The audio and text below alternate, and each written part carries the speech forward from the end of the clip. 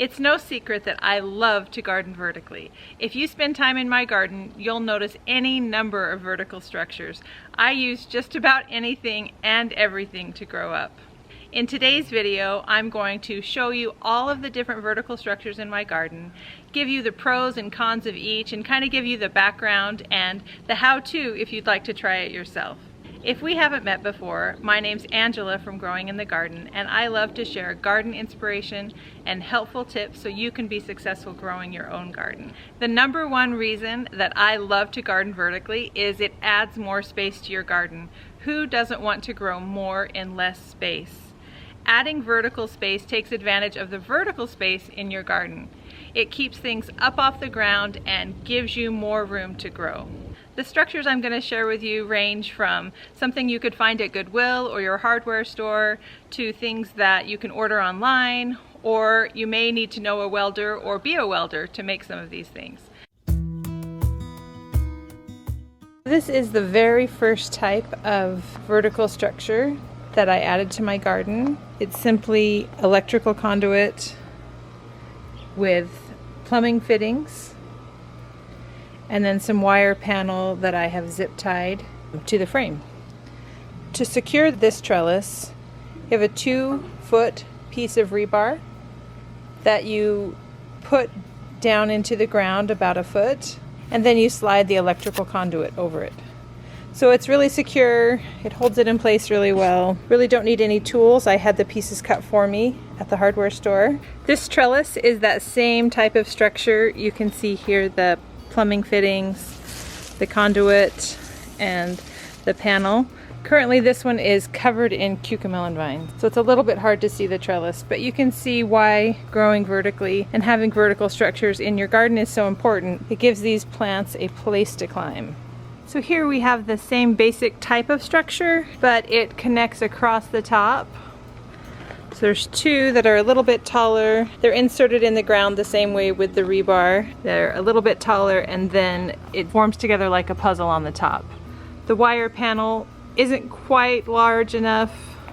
Kind of bent it over the top here and over the top here, and they don't quite meet, but somehow the vegetables still find a way to get across. So this is a great simple trellis structure.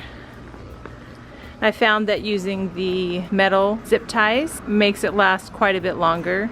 The plastic ones, even the heavy duty plastic ones, just bake right off in the Arizona sun.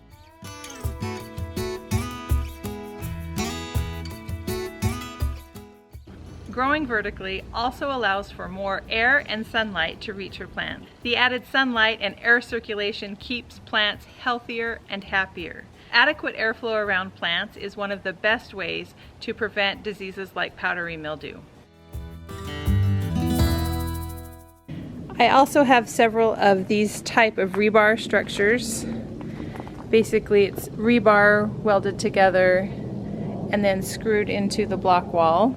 A neighbor made these for me. I don't pretend to be a welder, but I believe they're pretty simple welding though. Looks like just pieces of rebar welded together with an attachment piece like that is then screwed into the wall. So I have several of these throughout my garden. These trellises give some structure to the block wall, makes it a little bit easier to grow vertically here along the block wall.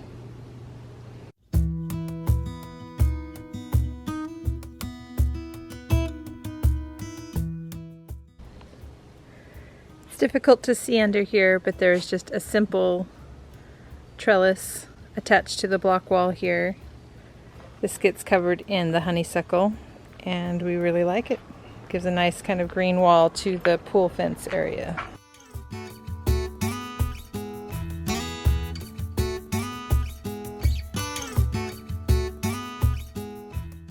Although it's hard to see under here, this was just a simple trellis. Purchased it, I believe, at Lowe's. Really simple. This did require some support, and so what we did was put the wood supports in the ground and then tied them to it. Not very fancy. This just makes it a little bit more secure having the supports go down into the ground and then be attached. Again, because it's coral vine season, it's really hard to see this trellis. Pre-made purchase trellis. It has really held up pretty well. Right now it is covered in the coral vine, which we love. Other times of the year it's just green, and then in early spring after frost we cut it clear back to the ground and it's just empty. So at that point you can see the structure of the trellis. We love it when it's all covered in coral vine in the fall.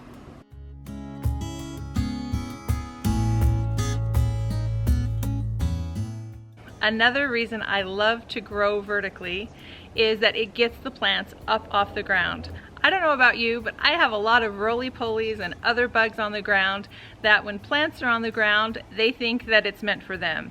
So getting those plants up off the ground and onto some sort of vertical structure gets them away from those ground insects that like to feast on my plants.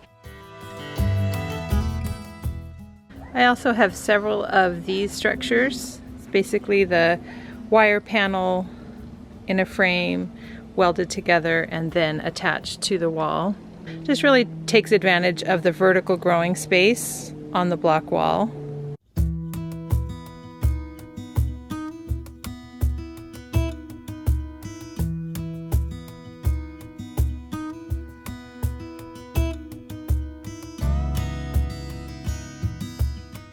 When plants are sprawled all over the ground, it's difficult to see what's going on. You don't know if there are female flowers that need to be pollinated or fruits that are growing that you're not aware of. Growing vertically ensures that you have a good idea of what's going on with your plants.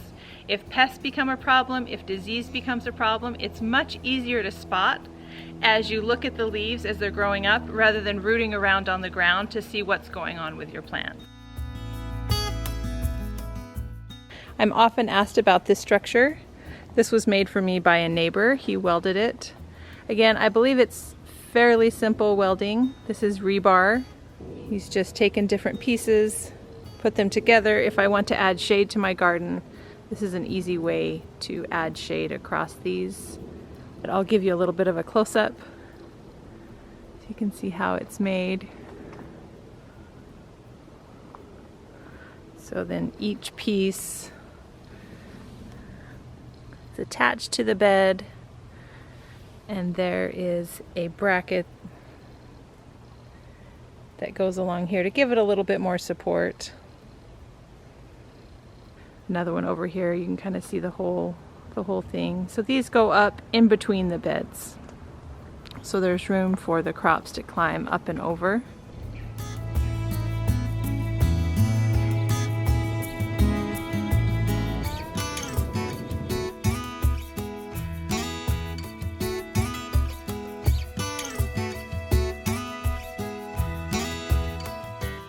Another way to garden vertically is I have these old ladders here. This one is covered in purple hyacinth vine, and another ladder is kind of hiding back in there. Those are a really inexpensive, easy way to add vertical space to your garden as well.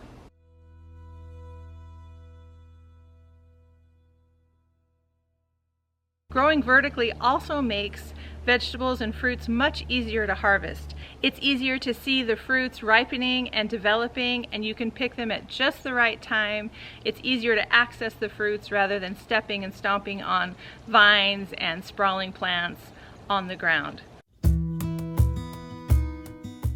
These are the Jardin rose arches from Gardener's Supply Company. They're pretty easy to put together and they seem to be fairly sturdy. I've just got them in the beds here. They seem to be fine. Again, different things have grown up these. I like the spacing of the grid as well. So these are a great addition, easy way to add vertical space, and no tools or anything needed to make these. Comes in a box and you put the pieces together. Fairly simple.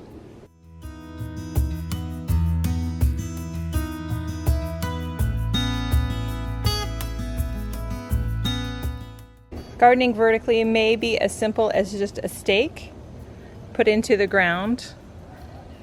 This zucchini is just growing up a simple garden stake.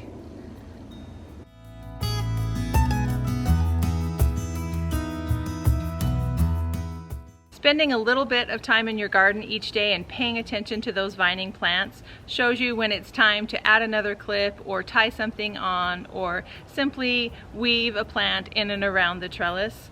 Spend a little time each day paying attention to your plants and they will happily grow vertically. This is one of my favorite ways to add vertical space. It checks all the boxes. It is very inexpensive, very easy to do, and it's also temporary.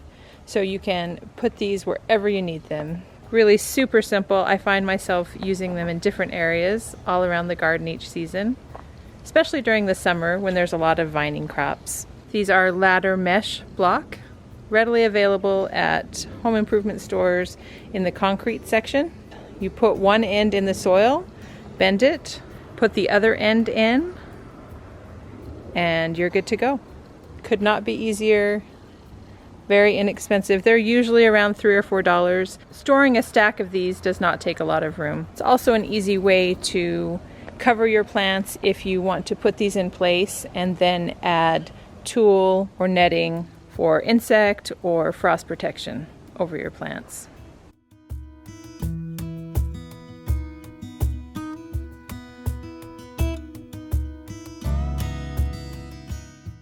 So these are Vertex tomato cages. Right now I have peppers in them. These are also from Gardener's Supply.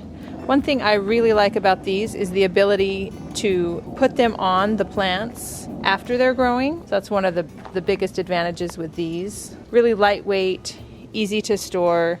They will last a long time. They are a little bit expensive, but you won't ever need to replace them. So here's another Vertex cage under here with a cucumber growing on it.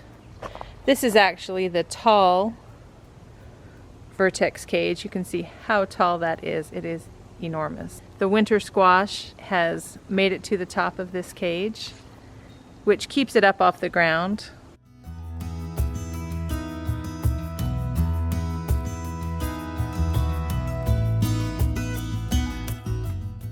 These arches are the newest addition to the garden. I put these beds in back in March and knew I wanted to have a vertical structure. So I had these built for me by Two Brothers Metalworks. He welded these together, did a great job. So it's 3 separate arches that together make this tunnel. Each part is cemented in and it's welded, so it is very sturdy. This is not going anywhere. It's been in since March, but it's already had many things growing on it. And I know through the years it will have many more.